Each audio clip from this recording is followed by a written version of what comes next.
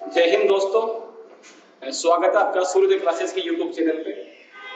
आज हम भारतीय भूगोल की महत्वपूर्ण प्रश्नोत्तरी को सॉल्व करेंगे और इसके माध्यम से हम देखेंगे कि एक क्वेश्चन से कितने क्वेश्चन निकलते हैं, हम एक क्वेश्चन के साथ कितने क्वेश्चन अटेंड कर सकते हैं, उस चीज को इसमें सॉल्व करेंगे। चलो स्टार्ट करते हैं।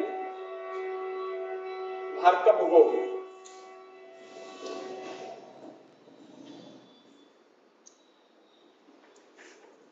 इसकी करेंगे महत्वपूर्ण, उसकी ये क्लास फर्स्ट है, हम क्लास पहले चल रही है आज और यही सीक्वेंस में रहेगा कंटिन्यू। इसका टाइमिंग यही रहेगा आने का क्लास का, कंटिन्यू देखना और आगे सोल्व करते हैं। इसके साथ अगर बात करें तो सूर्योदय क्लासेस में हम जो बैच चला रहे हैं उसमें जो मेनली बैच चल रहे हैं एसएससी का है, रेलवे का है, एलडीसी जिसमें हाई कोर्ट और प्रदेश बोर्ड दोनों आती है, उसके साथ पीटीटी का चल रहा है, डीएसटीसी का है, दिल्ली पुलिस का है, राजस्थान पुलिस का है। हालांकि राजस्थान पुलिस वही सीटी में आएगी और सीटी के दोनों चल रहे हैं बैच, 12th पास वाले और ग्रेजुएट, और इसके साथ बैंक के भी यहाँ पर बैच स्टार्ट है। और जो नया बैच स्टार्ट होगा वो होगा मंडे से। तो अगर आपको अच्छा लगे तो आइए ज्वाइन कीजिए, मंडे से यहाँ पर नया बैच स्टार्ट है इन सभी वैकेंसीज का।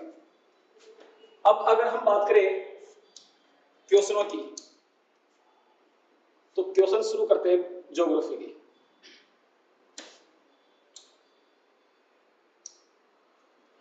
इसमें पहला क्वेश्चन दे रखा है कि भारत के निम्नलिखित राज्यों में से उन्हें पहचानिए जहां से कर्क रेखा गुजरती है और उन्हें पूर्व से पश्चिम के क्रम में, पूर्व से पश्चिम के क्रम में लगाइए।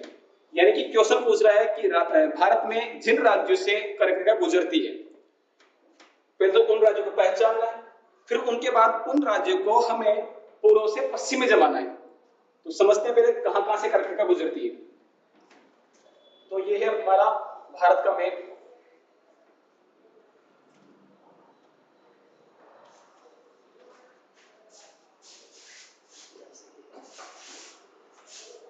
इसके बीचों बीच से गुजरती है कर्क रेखा।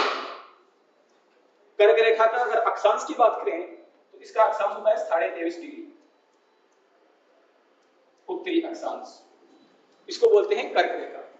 कर्क रेखा भारत के मध्य से गुजरती है और भारत के 8 राज्यों से गुजरती है। 8 राज्य कौन कौन से? एक तो है गुजरात, दूसरा है राजस्थान, तीसरा है मध्य प्रदेश, चौथा है छत्तीसगढ़, पांचवा है झारखंड, छठा है पश्चिम बंगाल, सातवां है त्रिपुरा और आठवां है मणिपुर। इन 8 राज्यों से कर्क रेखा गुजरती है। अब इन 8 राज्यों में से यहां हमें दे रखे हैं इन्होंने 7 राज्य, और 7 में भी कहां से गुजरती है कहां से नहीं गुजरती उनको देखेंगे और फिर इनको जमाएंगे हम पूर्व से पश्चिम की ओर। तो चलो देखते हैं। एक दे रखा है गुजरात, तो गुजरात है सबसे पश्चिम में, यानी सबसे लास्ट में आएगा गुजरात, यानी एक आएगा सबसे लास्ट में। इसके साथ पश्चिम बंगाल, पश्चिम बंगाल है सबसे पूर्व में, इसके आगे और अच्छा सबसे पहले आएगा पश्चिम बंगाल यानी दूसरा, पहले में आएगा दूसरा, लास्ट में आएगा पहला। फिर उत्तर प्रदेश से गुजरती नहीं है और झारखंड, झारखंड आ जाएगा यहाँ पर यानी 2 4, झारखंड के बाद मध्य प्रदेश, छत्तीसगढ़ आएगा यानी 7, छत्तीसगढ़ के बाद आएगा फिर मध्य प्रदेश यानी कि 5। 2 4 7 5 1, 2 4 7 5 1, ऑप्शन बी अपना आंसर हो जाएगा, ऑप्शन बी इसका आंसर है।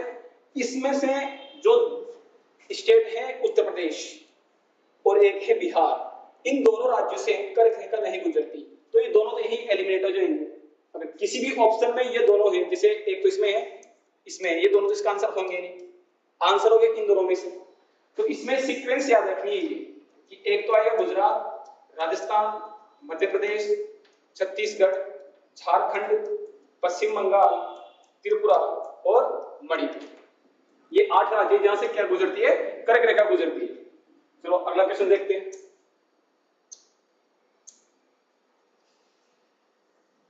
इन क्वेश्चनों की पीडीएफ डिस्क्रिप्शन में आपको टेलीग्राम की चैनल की लिंक मिल जाएगी, इन सभी क्वेश्चनों की पीडीएफ आपको हमारे टेलीग्राम चैनल पर उपलब्ध हो जाएगी इस सेशन के बाद, तो वहां जाकर आप इसको प्रोवाइड कर सकते हो।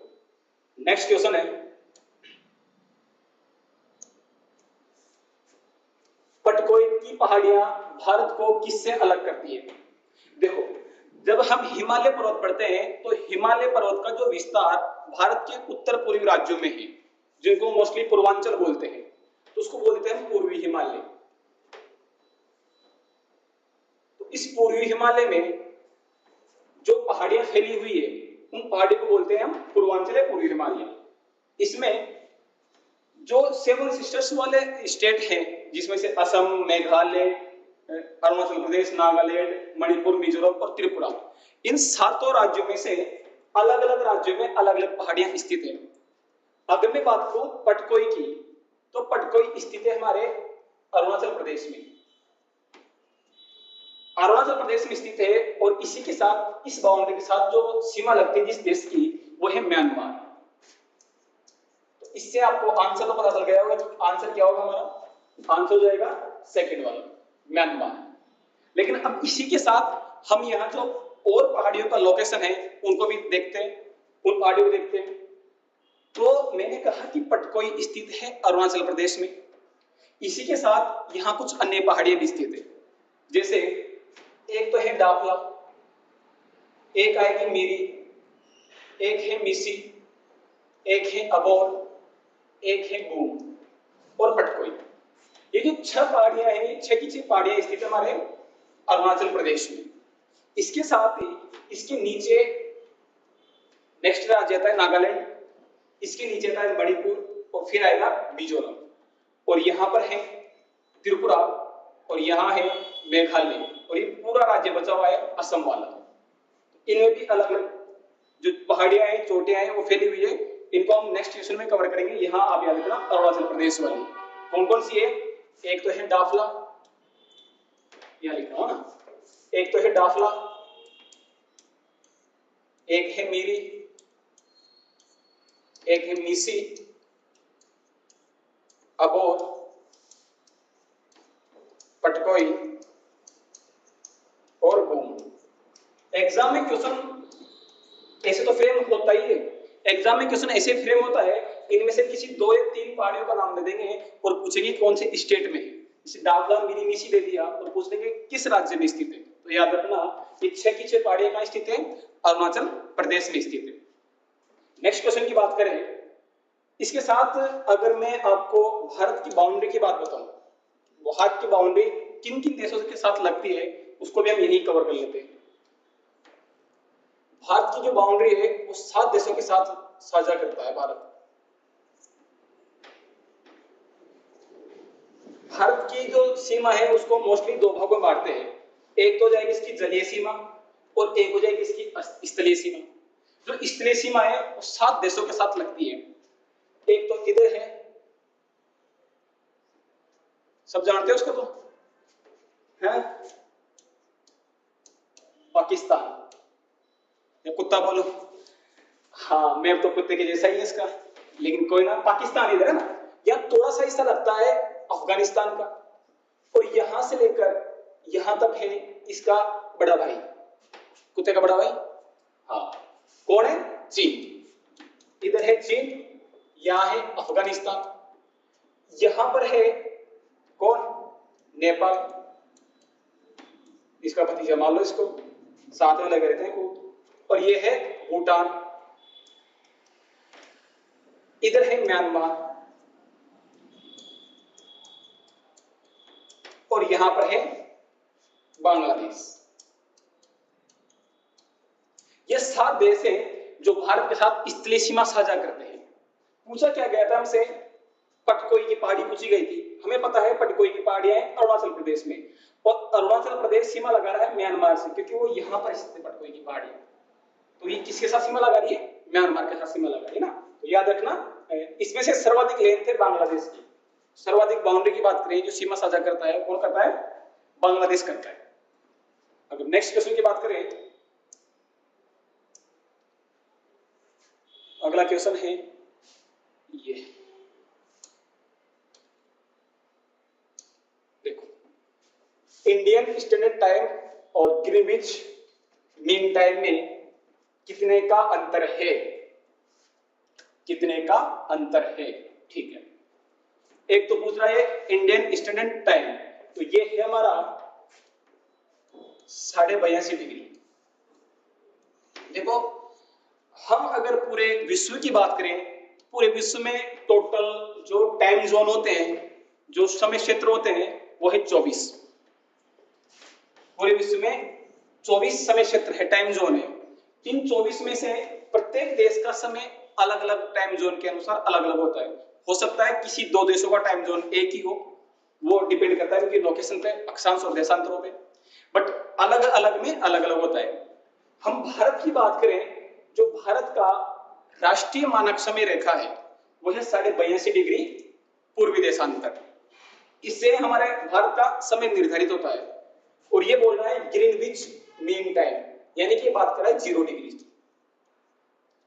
0 डिग्री से यहां तक आने में हमें कितना समय लगेगा, तो टाइम कैसे निकालते हैं आप डायरेक्ट समझना है कि अगर 1 डिग्री देशांतर को पार करने में हमें लगता है 4 मिनट का समय। आप अगर 1 डिग्री देशांतर को पार करोगे तो कितना समय लगेगा, 4 मिनट का समय लगेगा। हमें पार कितनी करनी है, 82.5 डिग्री, क्योंकि ग्रीनविच वाले तो 0 डिग्री पे है और इंडियन स्टैंडर्ड टाइम वाली है 82.5 डिग्री पर। इन दोनों के बीच में हमसे पूछा है अंतर, अंतर तो डिफरेंस पे आएगा, तो इन दोनों का अंतर कितना है, 82.5 डिग्री। हमें यह पता है कि 1 डिग्री में 4 मिनट होते हैं, तो 82.5 डिग्री में कितने मिनट होंगे, निकाल सकते हैं आराम से। तो इसका जो आंसर रहेगा 5 घंटे और 30 मिनट आएगा। निकाल के देख लो, 4 को 82 से मल्टीप्लाई करेंगे तो 328 तो आ जाएंगे। और आधा डिग्री है, 1 डिग्री में 4 मिनट होता है, तो आधे डिग्री में 2 मिनट हो जाएंगे, ये हो जाएंगे 330 मिनट। 330 मिनट में कितने घंटे होते हैं, 5 घंटे और 30 मिनट होते हैं। ठीक है, तो इंडियन स्टैंडर्ड टाइम और ग्रीनविच मीन टाइम में डिफरेंस कितना है, 5.5 घंटे का डिफरेंस है। इसको याद रखना। और ये चीज कहां से डिसाइड की गई है, उत्तर प्रदेश का एक जिला है नैनीताल, सॉरी नैनी जगह है, और जिला है मिर्जापुर। उत्तर प्रदेश का मिर्जापुर तो जगह है और जिला है, और नैनी वहां पर जगह है, वहां से डिसाइड की गई है 82.5 degree Indian standard time line वाला। ठीक है, अगले क्वेश्चन पे चलते हैं।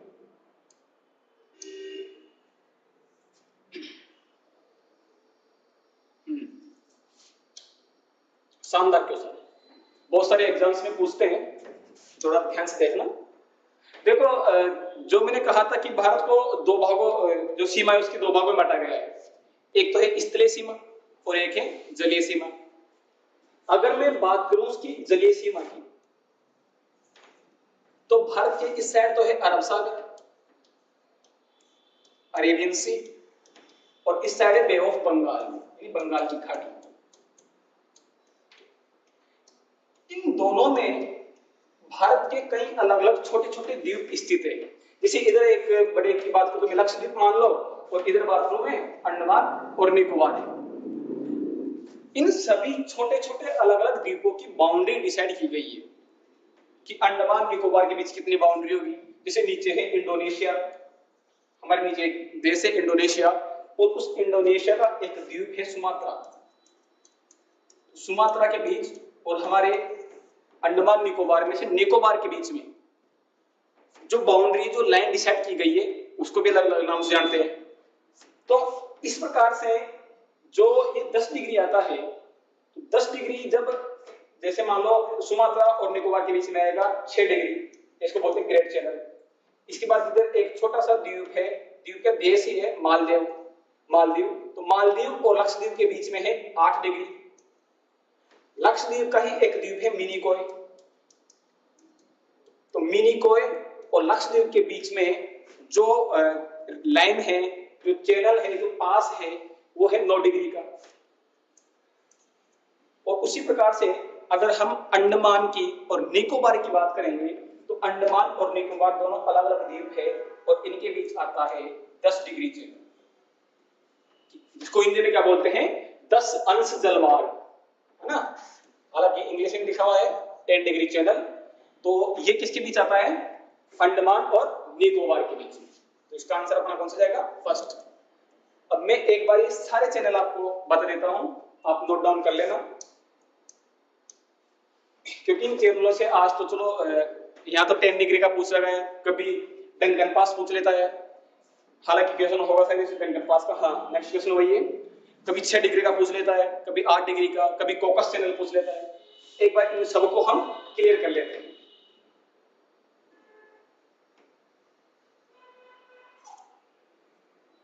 देखो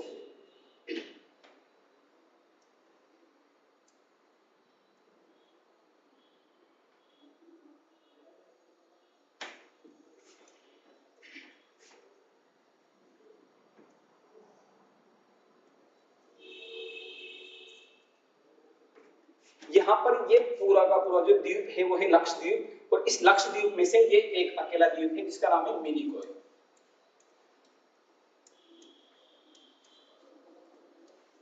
और इस मिनिकोय के जस्ट नीचे एक देश है जिसका नाम है मालदीव। और ये पूरा कौन सा हो गया? लक्षद्वीप। हालांकि इसमें भी अलग अलग द्वीप है, आंद्रे है, कवरती है, अलग अलग द्वीप है, अलग अलग नाम है उन द्वीपों का। ये हो गया। इसके नीचे यहां पर एक इंडोनेशिया का द्वीप है सुमात्रा, और ये है हमारा निकोबार। ये है दक्षिणी निकोबार, सॉरी दक्षिणी अंडमान। इसी के दोनों के बीच में एक छोटा सा द्वीप है, उसको बोलते हैं लघु या मध्य अंडमान। लघु या मध्य अंडमान। और यह है उत्तरी अंडमान। यह है कोकस द्वीप। ये सारे द्वीप हैं जो हमारे अरब सागर में और बंगाल की खाड़ी में फैले हुए हैं। हालांकि जो कोकस द्वीप है ये म्यांमार का द्वीप है, लेकिन कोकस द्वीप के और उत्तरी अंडमान के बीच में भी एक चैनल है, एक जलमार्ग है, एक पासेज बना हुआ है। उसको देखेंगे कौन सा है। तो यहां से देखते हैं, सबसे पहले नीचे से जो निकोबार है, निकोबार और सुमात्रा के बीच में जो जलमार्ग है, ये जो चैनल है, उसका नाम है 6 डिग्री चैनल। इसी को दूसरे नाम से बोलते हैं ग्रेट चैनल। याद रखना, ग्रेट चैनल या 6 डिग्री चैनल के इसके बीच में है सुमात्रा इंडोनेशिया, और अंडमान निकोबार बोल दो या स्पेशली निकोबार बोल दो, बात एक ही ना, अंडमान निकोबार भारत। इन दोनों के बीच में 6 डिग्री या ग्रेट चैनल। इसके आगे अगर बात करें मालदीव की, तो मालदीव के और मिनिकोय के बीच में एक चैनल स्थित है, एक पासेज स्थित है जो है 8 डिग्री। 6 डिग्री था, थोड़ा ऊपर चले 8 डिग्री आया।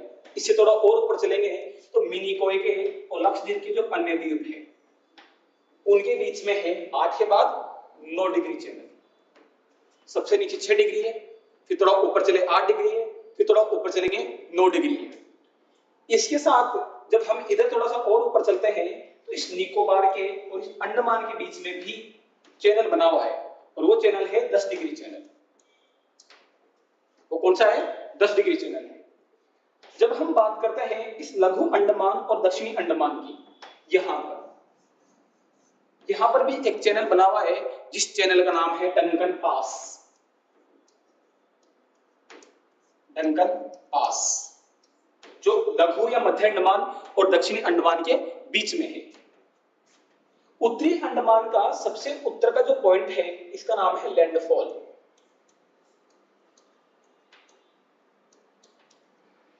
इस लैंडफॉल और इस कोकस द्वीप के बीच में एक चैनल है जिसको बोलते हैं कोकस चैनल।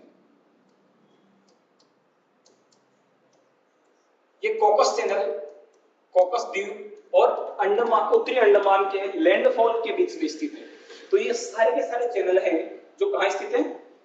अरब सागर बंगाल की खाड़ी में। इसी के साथ अगर और बात करें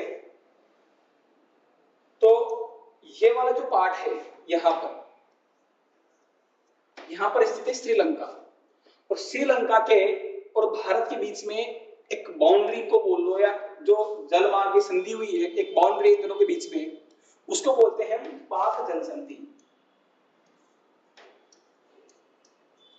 पाक जल संधि तो श्रीलंका के और भारत के बीच में, स्पेशली इसको याद रखना क्योंकि बच्चे जब ये नाम आता है पाक जल संधि तो बच्चों के माइंड में सीधा सा एक सवाल आता है कि पाक यानी पाकिस्तान के बारे में सोच लेते हैं और इन पे ध्यान जाता नहीं है मोस्टली। तो याद रखना पाक जल संधि श्रीलंका और भारत के बीच में स्थित है। ठीक है, तो ये हो गए आपके सारे जितने भी चैनल है सब, इसका स्क्रीनशॉट लेना चाहो तो ले सकते हो। चलो अब अगला क्वेश्चन करते हैं।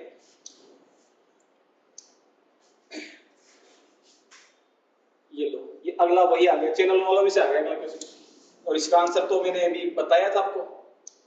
देखो क्वेश्चन है कि डंकन पास किसके बीच स्थित है? डंकन पास किसके बीच में स्थित है? अभी करवाए थे उस क्वेश्चन में सीधे को ऑप्शन दे रखा है उत्तरी अंडमान एवं मध्य अंडमान, मध्य है ना, मध्य अंडमान, दक्षिणी अंडमान एवं मध्य अंडमान, दक्षिणी अंडमान एवं छोटा अंडमान और कार निकोबार और छोटा निकोबार। ये यहां ऑप्शन की मिस्टेक हो गई सही है ना, कोई ना। इसका आंसर इन ऑप्शनों की तरह देखिए तो दोनों आंसर इसके ना, दक्षिणी अंडमान और मध्य अंडमान। मध्य अंडमान का दूसरा नाम है लघु अंडमान या छोटा अंडमान। ठीक है, तो ये अभी जो बताया था कि ये उत्तरी अंडमान है, ये मध्य लघु अंडमान है और ये दक्षिणी अंडमान है। तो इस लघु या मध्य अंडमान और दक्षिणी अंडमान के बीच में जो चैनल बना हुआ, जो पास बना हुआ है वो कौन सा है? वो है अपना डंकन पास। ठीक है, तो इसको सही कर लेना। तो आप लोग इसकी जगह कर लो उत्तरी अंडमान, है ना, छोटा अंडमान कर लो उत्तरी अंडमान। तो इसका आंसर हो जाएगा ऑप्शन बी, दक्षिणी अंडमान और मध्य अंडमान। ठीक है, ये तो समझा दिया था मैंने पूरा सारा भी और आप लोगों ने स्क्रीनशॉट भी ले लिया होगा। ठीक है, अगला क्वेश्चन चलते हैं। ये देखो अलग अलग देश की जो सागरीय सीमा है वो अलग अलग डिसाइड रहती है। सागरीय सीमा की बात करें, समुद्र में कहां तक इनका आधिपत्य रहता है वो अलग अलग रहती है। उसी प्रकार से हम भारत की अगर सागरीय सीमा की बात करते हैं तो ये बना दिया भारत, इस साइड है वही अरब सागर और इस साइड है बंगाल की खाड़ी। इन दोनों साइड भारत का कहां तक क्षेत्र फैला हुआ है, भारत का अधिकार कहां तक होगा, उसके आधार पर हमने भारत की सागरीय सीमा डिसाइड कर रखी है। हालांकि सभी देशों की अलग अलग होती है, क्योंकि हम भारत की रिगार्डिंग पढ़ेंगे तो भारत के बारे में देखते हैं। देखो अपन नॉर्मली बात करें तो इस स्थल पर जब डिस्टेंस मापते हैं तो मीटर, सेंटीमीटर या किलोमीटर में मापते हैं, लेकिन जब समुद्र में या पानी में हम डिस्टेंस मापते हैं उसको मापते हैं नॉटिकल मील में। नॉटिकल मील, और इसको शॉर्ट में लिखते हैं एनएम, नॉटिकल मील एनएम। तो एक नॉटिकल मील में कितने किलोमीटर होते हैं? एक नॉटिकल मील में किलोमीटर होते हैं 1.8। एक नॉटिकल मील बराबर 1.8 किलोमीटर। ठीक है, ये बात याद रखें। अब देखते हैं कि भारत का जो सागरीय सीमा है, भारत का सागरीय विस्तार कितना है। दोनों साइड होगा, मैं एक साइड लिखा के बता रहा हूं आपको, दोनों साइड सेम लागू होगा, इधर भी उतना ही होगा और उधर भी उतना ही होगा। अगर हम भारत की इस आधार सीमा से चलना प्रारंभ करें और आगे चलते हुए जाए और मैं पहुंच जाऊं 12 नॉटिकल मील तक, पहला मैंने पहुंचा 12 नॉटिकल मील तक, तो जो 12 नॉटिकल मील वाला क्षेत्र है उसको बोलते हैं प्रादेशिक क्षेत्र। प्रादेशिक क्षेत्र। अब इसका मतलब क्या है? देखो प्रादेशिक क्षेत्र का मतलब सीधा सा ये है कि इस 12 नॉटिकल मील तक भारत की परमिशन के बिना कोई एंटर नहीं कर सकता। पहले तो परमिशन लेनी पड़ेगी, फिर भी बाय द वे कोई भारत की परमिशन के बिना एंट्री कर गया, किसी का जहाज, किसी का एरोप्लेन, कुछ भी, तो भारत बिना उसकी परमिशन के उस पर अटैक कर सकता है। फायरिंग का अधिकार है। अगर इस वाले क्षेत्र में भारत की बिना परमिशन के कोई एंटर कर जाता है तो। ठीक है, ये तो गया 12 नॉटिकल मील तक। अब मैं इसी भारत की आधार सीमा से अगर आगे चलूं 24 नॉटिकल मील तक, 24 नॉटिकल मील तक चलो तो ये वाला क्षेत्र कहलाता है संलग्न क्षेत्र। हालांकि क्वेश्चन में भी आपको संलग्न क्षेत्र। इसमें क्या है, इसमें भारत की बिना परमिशन के आ भी सकते हो और जा भी सकते हो, लेकिन एक रीजन है, यानी अगर इसमें आ गए बिना परमिशन के तो डायरेक्ट अटैक होगा, कोई किंतु परंतु नहीं है, मतलब सफाई देने का मौका नहीं मिलेगा आपको। अगर बिना परमिशन के आ गए डायरेक्ट शूट होंगे। हाँ, लेकिन इस वाले क्षेत्र की बात करूं मैं, इसमें आप बिना परमिशन के आते हो तो घबराने की जरूरत नहीं है, तुम्हें इतना अधिकार दे रखा है, तुम आ सकते हो, जा सकते हो, लेकिन एक काम करना पड़ेगा। क्या? इस वाले क्षेत्र में आते हो तो तुम्हें टैक्स देना पड़ेगा, तुम्हें कर देना पड़ेगा। 24 नॉटिकल मील वाले में आओगे तो, संलग्न क्षेत्र में आओगे तो टैक्स देना पड़ेगा। आओ जाओ बिना परमिशन के आओ जाओ, लेकिन टैक्स दे के जाओ। आ गए तो टैक्स दे के जाओ 24 नॉटिकल मील वाले में। इसके अलावा तीसरे क्षेत्र की बात करूंगी और इसमें चलूं मैं 200 नॉटिकल मील तक। इसको बोलते हैं EEZ। ये क्या है? इसका मतलब है अनन्य आर्थिक क्षेत्र। अनन्य आर्थिक क्षेत्र, एक्सक्लूसिव इकोनॉमिक जोन, EEZ, जो भारत में कितना है 200 नॉटिकल मील तक है। इस वाले क्षेत्र में जो भी जितने भी अनुसंधान है, खनन करना है, जितने भी समुद्री संसाधन है, उन सब पर अधिकार केवल भारत का रहेगा। कोई खनन नहीं कर सकता, कोई कुछ नहीं कर सकता है यहाँ पर इस 200 नॉटिकल मील तक। हाँ, तुम आ सकते हो, जा सकते हो, तुम्हें परमिशन है, तुमसे टैक्स नहीं लेंगे, पर खनन नहीं कर सकते, संसाधनों का उपयोग तुम नहीं कर सकते। ठीक है, ये तीन क्षेत्र हो गए, 12 नॉटिकल मील, 24 नॉटिकल मील और 200 नॉटिकल मील। अब आते हैं अपने क्वेश्चन पर। क्वेश्चन क्या पूछ रहा है कि भारत का संलग्न प्रादेशिक जल सीमा के आगे कितने समुद्री मील की दूरी तक है संलग्न क्षेत्र। देखो यहां पर ये अलग है, संलग्न क्षेत्र प्रादेशिक जल सीमा से, यानी कि ये हो गया प्रादेशिक क्षेत्र, ये है संलग्न क्षेत्र। क्वेश्चन को समझो, अगर तुम डायरेक्ट करोगे तो इसका आंसर दूसरा करके आओगे, जो गलत होगा। क्वेश्चन क्या पूछ रहा है वो चीज देखो, संलग्न क्षेत्र के बारे में पूछ रहा है, किसके आगे? प्रादेशिक जल सीमा के आगे वाला। तो प्रादेशिक जल सीमा कहां तक है? 12 नॉटिकल मील तक है। तो 12 नॉटिकल मील से आगे जो संलग्न क्षेत्र है वो कितना फैला हुआ है भाई? संलग्न क्षेत्र टोटल कितना था? 24 नॉटिकल मील। 12 तो क्या आ गया? प्रादेशिक क्षेत्र। बचा कितना? 12 नॉटिकल मील। 24 में से 12 वाला निकाल दो, प्रादेशिक वाला। ये ऐसे पूछ रहा है, इसका आंसर तो फिर 12 हो जाएगा। इसका मतलब है कि शुद्ध संलग्न क्षेत्र कितना है। मैं समझाता हूं क्या चाह रहा है। हमने जो प्रादेशिक क्षेत्र था वो भी आधार सीमा से शुरू किया था, जो संलग्न क्षेत्र है वो भी हमने आधार सीमा से शुरू किया था। तो जो प्रादेशिक क्षेत्र वाला भाग है वो 12 नॉटिकल मील तक आएगा। उसी बीच में संलग्न क्षेत्र से ये आदर्श जो आधार तल है वहां से संलग्न क्षेत्र शुरू करूं और 12 नॉटिकल मील तक चलूं तो कहीं ना कहीं प्रादेशिक क्षेत्र आएगा। 12 नॉटिकल मील तक तो तुम कहीं भी चलो, भारत का प्रादेशिक क्षेत्र है। 12 नॉटिकल मील से आगे 24 नॉटिकल मील तक संलग्न क्षेत्र होगा, जहां पर भारत टैक्स ले सकता है शुद्ध वाला। उन 12 को क्रॉस करके अगर तुम और अंदर आओगे बिना परमिशन के, बूंदे जाओगे, गोले चलेगी, बैन करवाएंगे, देखिए जिम्मेदार तुम स्वयं होंगे। अपन तो नहीं, मतलब दूसरे देश वाले। तो शुद्ध जो संलग्न क्षेत्र होता है ना, वो ये होता है जहां केवल किसी के ही बात हो, संलग्न क्षेत्र की बात हो, उसको बोलते हैं शुद्ध संलग्न क्षेत्र।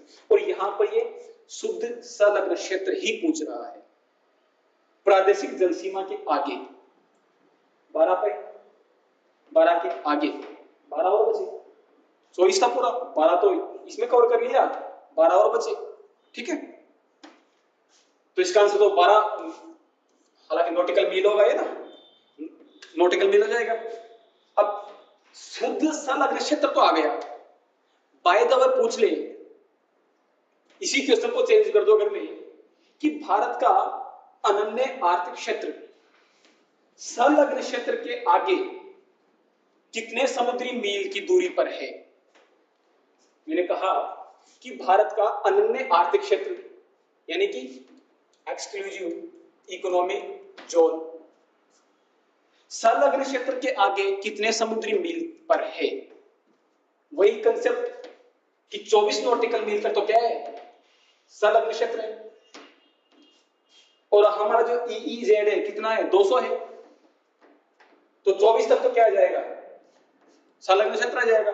24 के बाद जितना बचेगा वो क्या जाएगा, EEZ। तो 200 में से 24 गए तो 176 नॉटिकल मील, उसका आंसर हो जाएगा। बात क्लियर।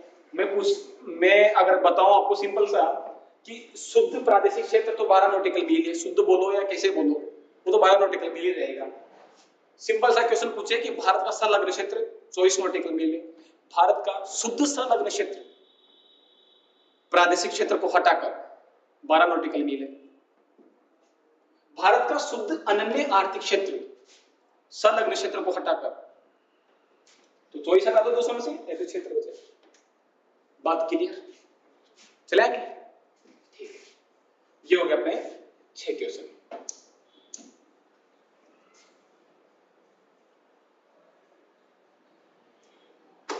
देखो आगे ना 7 बहनों वाला, देखो 7 सिस्टर्स, सारे कंसेप्ट क्लियर हो मेरी, कोई सा भी कंसेप्ट नहीं छोड़े आपका।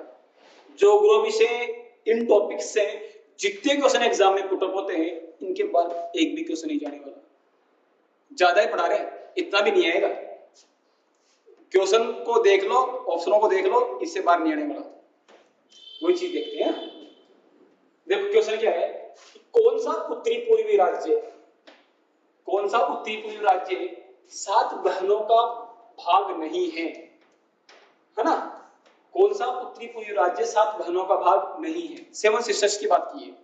7 सिस्टर्स में 7 राज्य आते हैं, वो भी कौन से, पूर्वांचल वाले, जो भी पहले बनाया था वो ना। देखो 4 तो सीक्वेंस में याद कर लो, तुम्हें उससे क्या लोकेशन भी याद हो जाएगी स्टेट्स की, और 7 बहनों के नाम भी याद हो जाएंगे 7 सिस्टर्स की, जिनको हम देश को बोलते हैं। एक तो है अरुणाचल प्रदेश, इसके जस्ट नीचे ले लो नागालैंड, यहां लिख देता हूं मैं AP, यहां लिख देता हूं N, इसके जस्ट नीचे ले लो मणिपुर यानी MN, और इसके जस्ट नीचे ले लो मिजोरम MG। यहां पर है त्रिपुरा TR, यहां पर है मेघालय MG, और यहां पर जो बचा है वो है हमारा असम।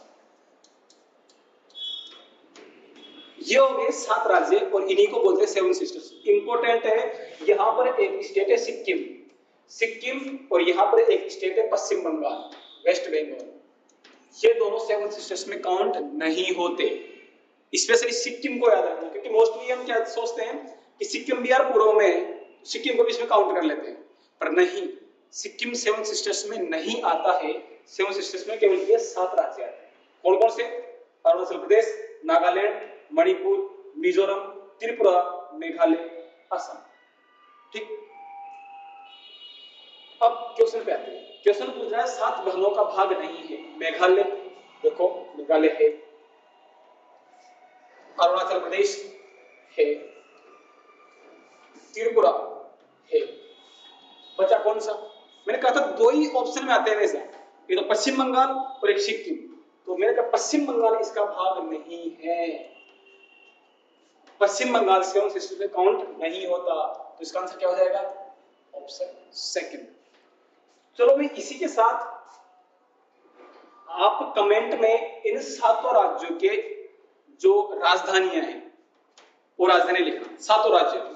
जैसे आप गूगल करके लिखो, कैसे लिखो, पर 7 राज्यों की राजधानियां कमेंट सेक्शन में लिख देना। आपका भी रिवीजन होगा और मुझे पता चल जाएगा, आपको पता ही नहीं है, वरना नेक्स्ट क्लास में तो मैं बता ही दूंगा, क्वेश्चन आएगा तो कवर करा देंगे। ठीक है, तो कमेंट्स में लिखना। नेक्स्ट क्वेश्चन पे चलते हैं। सेशन कैसा लग रहा है? मजा आया पढ़ने में? जैसे भी हो बताना, है ना, नेगेटिव पॉजिटिव जैसा भी फीडबैक हो देना, जो आपको लगे वो देना। देखो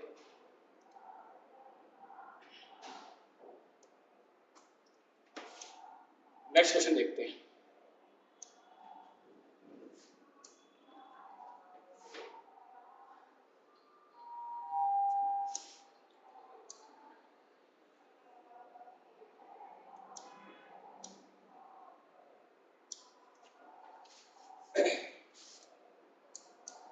क्वेश्चन है भारत का सबसे अधिक विस्तृत भू आकृतिक प्रदेश। अच्छा देखो, भारत को हमने अगर मुख्य रूप से बात करें तो 5 भौतिक प्रदेशों में बांटा गया है, या भू आकृतिक प्रदेशों में बांटा गया है। पहला है हिमालय, इसको बोलते हैं उत्तरी पर्वतमाला। दूसरा है उत्तरी विशाल मैदान। अब कई सारी बुक्स में जो अपना मरुस्थल है उस मरुस्थल को एक अलग भौतिक प्रदेश बताते हैं, और कई सारी बुक्स में उस मरुस्थल को इसी का भाग बताते हैं। तो जैसे भी मान लो एक वो भाग भी है, एक है प्रायद्वीपीय पठार,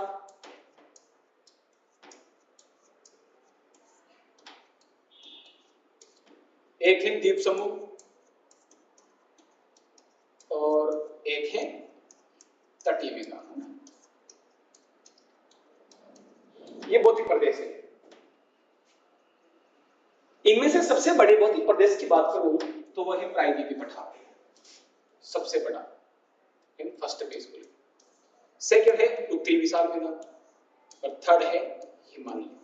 इसका है 16 लाख किलोमीटर स्क्वायर क्षेत्रफल प्रायद्वीपीय पठार का। उत्तरी विशाल मैदान का है 7.5 लाख किलोमीटर स्क्वायर, और हिमालय का है 5 लाख किलोमीटर स्क्वायर क्षेत्रफल। सबसे बड़ा प्रायद्वीपीय पठार। तो ऑप्शन के आधार पर देखें कि क्या आंसर आएगा। उत्तरी मैदान, तो उत्तरी मैदान तो नहीं है, ये तो सेकंड वाला है। उत्तरी पर्वत हिमालय भी थर्ड वाला है। तटीय मैदान तो बहुत लास्ट में है, चौथे नंबर पे आता है तटीय मैदान। वो और तटीय मैदान का हम फिक्स एरिया डिसाइड नहीं कर सकते हैं कि समुद्र के साइड में जो तट लग रहा है कभी वो घटता है कभी बढ़ता है, तो उसका कोई फिक्स एरिया नहीं रहता है। तीसरा है दक्षिण का पठार। हाँ, ये आंसर है हमारा, क्योंकि प्रायद्वीपीय जो पठार है ना वो भारत के दक्षिण में ही फैला हुआ है। तो इसका क्या आंसर हो जाएगा? आंसर 4, दक्षिण का पठार। आज हमने क्वेश्चन किए हैं 8 ज्योग्राफी के। इन 8 क्वेश्चनों में अगर आपको कुछ समझ में नहीं आई हो, किस चीज को दोबारा समझना हो, तो आप उसको कमेंट करना, कमेंट में लिखना। उसको कोई डाउट हो, इनके अलावा कोई भी इनसे रिलेटेड कोई डाउट हो तो उसको कमेंट सेक्शन में लिखना, और कमेंट में इतना बताना कि ये सेशन कैसा लगा। हालांकि ये जो सेशन है वो डेली आएगा, इसी टाइम पे आएगा। जो इसके अलावा जो देखो और भी क्वेश्चन है, पर टाइम की जो बाउंडेशन होती है उसके साथ तो कोई कुछ नहीं कर सकता। सभी क्वेश्चन, इन सभी क्वेश्चनों को हम नेक्स्ट जो क्लास लेंगे उसमें सोल्व कराएंगे, जो हालांकि कल ही होने वाली है। और इन 8 क्वेश्चनों की जो पीडीएफ है वो पीडीएफ आपको मिलेगी टेलीग्राम चैनल पर, और जिसका लिंक कहां होगा? डिस्क्रिप्शन बॉक्स में। वहां आपको टेलीग्राम चैनल का लिंक मिल जाएगा, वहां जाकर आप इस पीडीएफ को देख सकते हो, क्वेश्चनों को पढ़ सकते हो आराम से। कोई डाउट हो तो कमेंट सेक्शन में पूछ लेना। थैंक यू, शुक्रिया, धन्यवाद।